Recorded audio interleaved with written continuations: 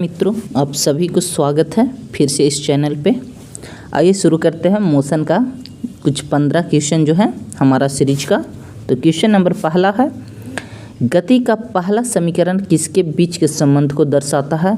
तो ये दर्शाता है वेग और समय को।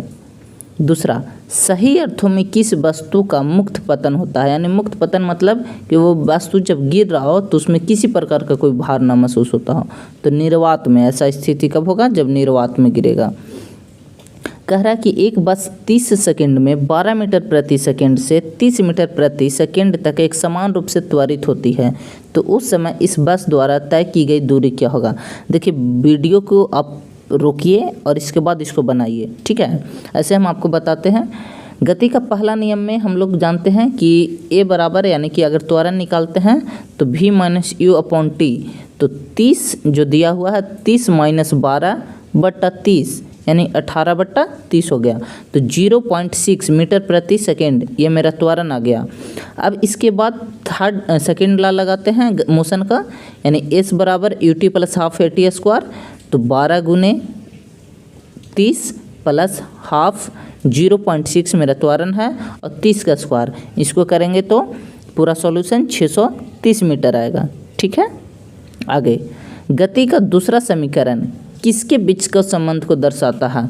तो गति का दूसरा समीकरण दर्शाता है हमारा स्थिति और समय को।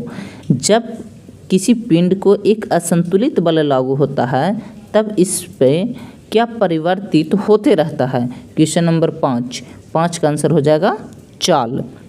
6, चंद्रमा की सतह पर एक लड़के का भार 300 न्यूटन है, ठीक है। तो पृथ्वी की सतह पर उस लड़के का भार क्या होगा?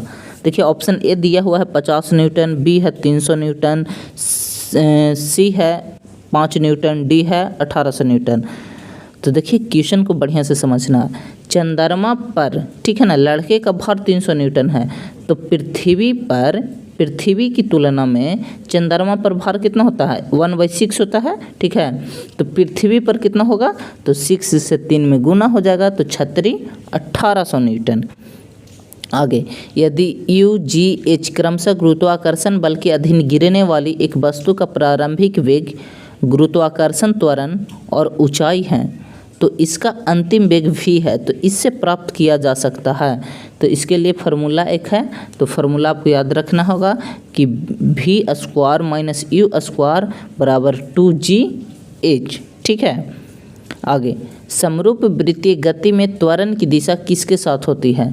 तो त्वरण की दिशा जो होती है, दिशा वेग के लंबवत